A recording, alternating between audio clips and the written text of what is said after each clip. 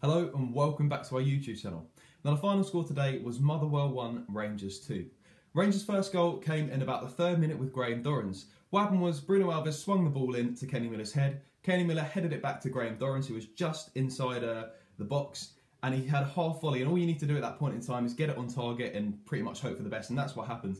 Graham Dorrans did his job in getting it on target. It took a couple of deflections and obviously then went in. So that was us pretty much making a statement saying that we were going to score goals that game. Unfortunately, it didn't pan out the way that it was looking. It wasn't going to be that 5-0 gubbing, etc. But we still got the 3 points today.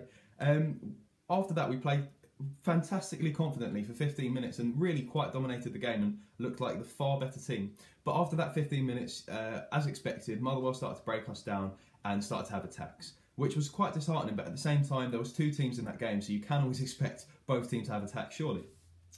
After that, Ben Hennigan, I think it was, scored his equaliser in about the 40th minute, basically nodding in a cross.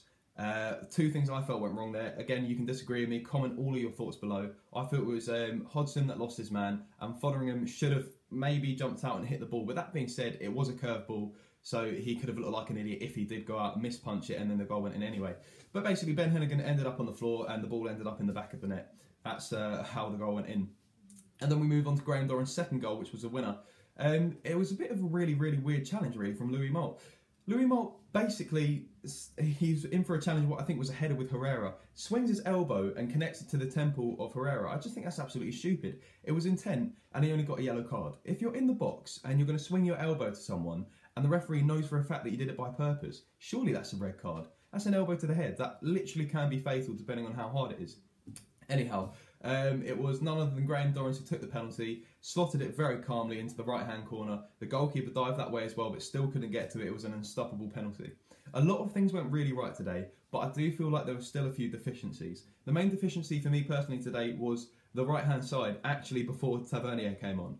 So basically the right-hand side, it kept on being attacked. It looked like Hodgson couldn't really deal with it. They weren't really attacking down the left flank because you had Lee Wallace and Bruno Alves there, but Cardoso and Hodgson couldn't quite seem to cope at that point in time, particularly in the first few attacks of the first half. But I think Cardoso looked fantastic in some parts of this game, but also a little shook in other parts. But you can expect that. It's the first competitive SPL game for him.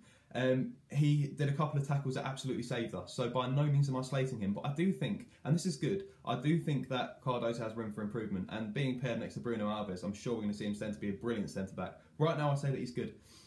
Josh Windass as well, what a first half that man had. Honestly, that was fantastic. I'm sure we all remember Bale's goal against Barcelona, where he was outstrengthed by Morata, but then sort of runs off the pitch and then runs round and sort of slots a goal in. Unfortunately, Josh Windass isn't as good as Bale, and he didn't score the goal anyway. But instead of going for the near post like Bale did, Windass went for the far post, and it was really great to see him do that. He literally runs past his player, manages to take the ball, slots it almost in. He hit the post. It had my whole family standing up and screaming. Unfortunately, it didn't go in. Honestly, that would have been one of the best goals probably of this season. But yeah, Josh Windass managed to hit the bar and hit the post. When he hit the bar, it was outside of the box, finesse shot, took a bit of a deflection off the defender, to be honest. Honestly, Josh Windass really impressed me today, particularly in the first half. In some aspects of the second half, it wasn't as good, but you can expect that. His momentum's gone, his adrenaline's gone, and he's starting to get tired. Candace as well, I thought he was very involved. One thing that I really respected from Candace today was he had the ability to get back and make tackles, and that's something that, when you're playing at right midfielder, when you've got a right back like Tav who can, go up, or Hodgson who can be defensively deficient sometimes, you need a right mid who can actually track back. I didn't realise that until this game. I thought that's absolutely fantastic to see. Also, I think he has a great cross, but his cross, I'm not sure if he intends it, but his cross always goes into the right area. There's not always a player in that right area, which is what I mean when I say I'm not sure if he intends it. So I think if we work on positioning up front, like players like Herrera, a lot of people are going to disagree. I wasn't too impressed with Herrera.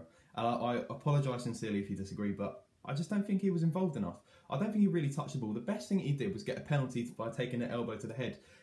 Late in the game as well, far into the 80th minute, he nodded a ball on from Tavernier and it almost went into the far left post. And it shows that he's strong in the air, which is what we need up top. But I just didn't see enough of him to be impressed.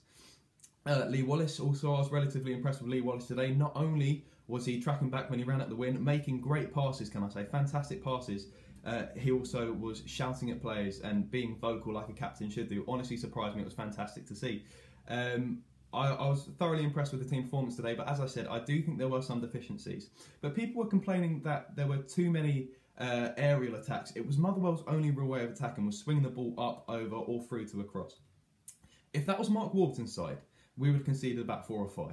That's just how it is, and we didn't concede that many this time because of what I think is Pedro Caixinha's new tactics that he's implemented, and the centre-backs, of course, that he's got at the back as well. I think it's thoroughly encouraging for the season ahead.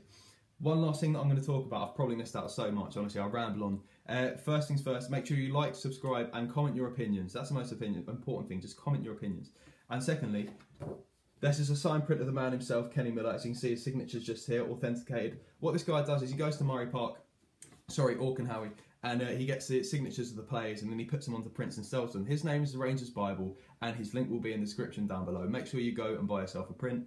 I get this for free, just being honest to all the viewers. But yeah, it's the kind of thing that I definitely would pay money for. I need to stick it on the wall, but then I can't advertise it. Anyway, thank you very much for watching. Make sure you like and subscribe for more.